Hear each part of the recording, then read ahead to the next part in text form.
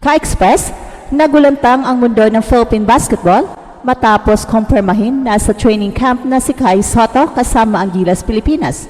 Isang kaganapan na itinuturing na walang aberya sa kabila ng pinagdadaanan nitong ACL injury. Nagpakita si Kai ng impressive na paggaling kung saan nasilayan siya sa kanyang Instagram story na nagsasagawa ng plyometric box jumps, isang mahalagang milestone sa kanyang recovery.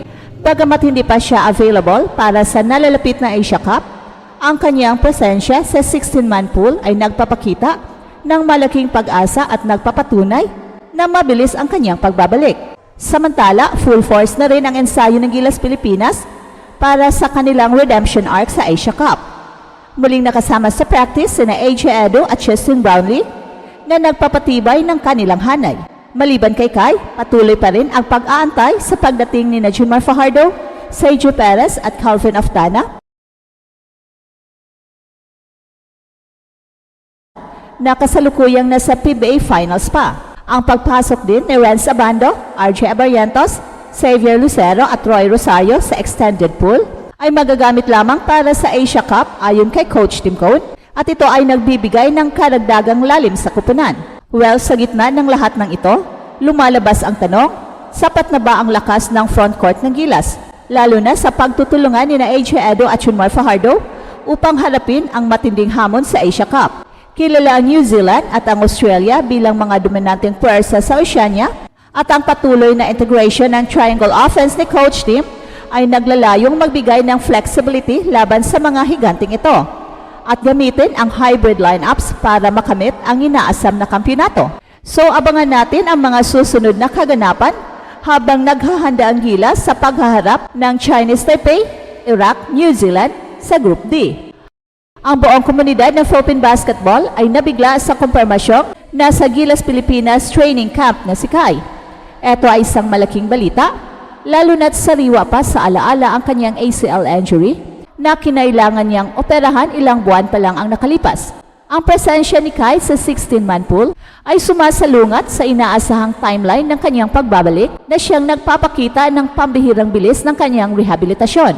Isang Instagram story ang naging patunay dito, kung saan kitang-kita siyang nagsasagawa ng plyometric box jumps, isang napaka-positibong senyales ng paglago ng kanyang lakas at eksplosibo. Ang milestone na ito ay hindi lang basta pisikal na pagaling, ito ay psychological boost din para sa kanyang sarili at sa buong koponan. Kahit na alam nating hindi pa siya makakalaro sa darating na Asia Cup, ang kanyang pagiging bahagi ng camp, like a sponge, na sumisipsip ng kaalaban ay nagbibigay ng pag-asa na malapit na siyang makabalik sa court.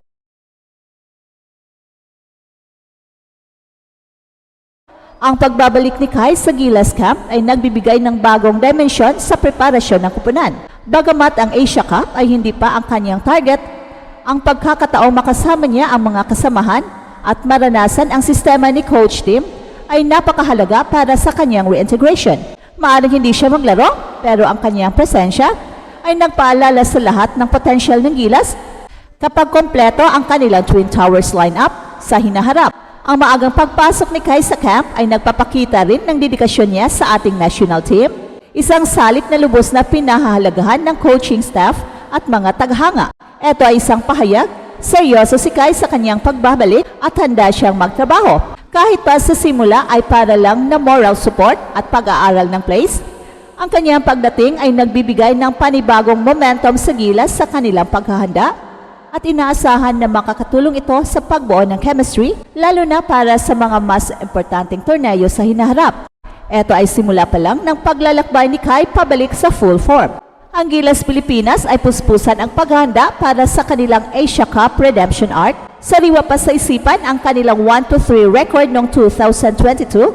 Kaya naman ang koponan ay determinado na bumawi at ipakita ang kanilang tunay na lakas. Sa ilalim ng pamumuno ni Coach Tim, ang training ay nakatutok hindi lang sa paghasa ng skills kundi pati na rin sa pagbuo ng matibay na chemistry at mental toughness.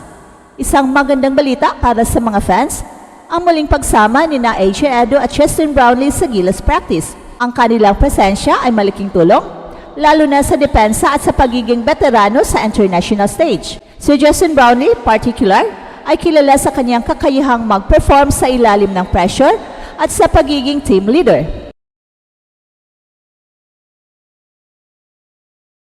Ang kanyang pagbabalik ay nagbibigay ng dagdag na kumpiyansa sa kupunan, habang si AJ Edu naman ay patuloy na nagpapakita ng paglago bilang promising big man. Gayunpaman, may ilang mahalagang pangalan pa rin ang inaantay ng Gilas. Ang mga superstars mula sa PBA Finals tulad ni Junmar Fajardo, Sergio Perez at Calvin Oftana ay inaasang sasama sa camp kapag natapos na ang kanilang commitments. Ang kanilang pagdating ay magpapakompleto sa pangunahing core ng kupunan at magbibigay ng mas malalim na options kay Coach Tim. Mahalaga ang bawat araw ng ensayo, lalo na sa pag-integrate ng mga bagong dating sa sistema. Particular ang triangle offense na patuloy na inilalatag ni Coach Tim.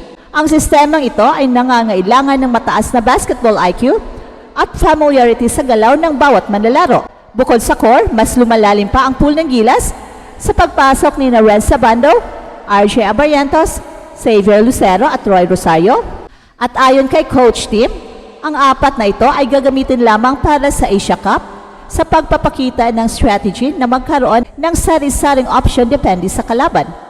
Ang pagiging flexible ng Gilas Rooster ay susi sa pagharap sa iba't ibang estilo ng paglalaro, lalo na laban sa mga powerhouse ng Oceania. Ang Asia Cup ay isang matinding pagsubok para sa Gilas Pilipinas, lalo na sa kanilang misyon na bumawi mula sa nakaraang kampanya. Ang mga kalaban sa Group D, Chinese Taipei, Iraq at lalo na ang New Zealand ay magbibigay ng matinding hamon. Pero ang pinakamalaking tanong na bumabalot sa isipan ng mga tagahanga ay sapat na ba ang lakas at lalim ng frontcourt ng Gilas upang harapin ang matinding big man ng Asia? Partikular na ang mga kalaban mula sa Oceania. Sa kasalukuyan, ang atensyon ay nakatuon sa tambalan ni AJ Edu at Junmar Fajardo. Si Junmar, na 8-time PBA MVP, ay may dominasyon sa ilalim, habang si AJ Edu naman ay nagpapakita ng athleticism at defensive prowess. Ang kanilang kombinasyon ay nagbibigay ng lakas sa rebounds at depensa sa paint. Gayunpaman, kailangan nilang patunayan na kaya nilang labanan ang physical na laro tulad ng Australia at New Zealand na kilala sa kanilang matinding frontcourt at agresibong paglalaro. Ang Australia ay 3 beses ng Asia Cup champion at ang New Zealand ay palaging isang mabigat na kalaban. Ang kanilang mga big men ay hindi lamang malalaki, kundi may skills din at karanasan sa international stage. Ang kakulangan pa ni Kai sa Asia Cup Rooster ay nagdaragdag ng pressure sa mga balikat ni AJ Edu at Junmar Fajardo.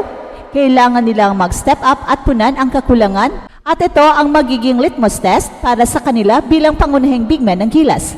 At ito ang Express Info kung saan bawat kwento ginulat ang mundo. Don't forget to like and subscribe.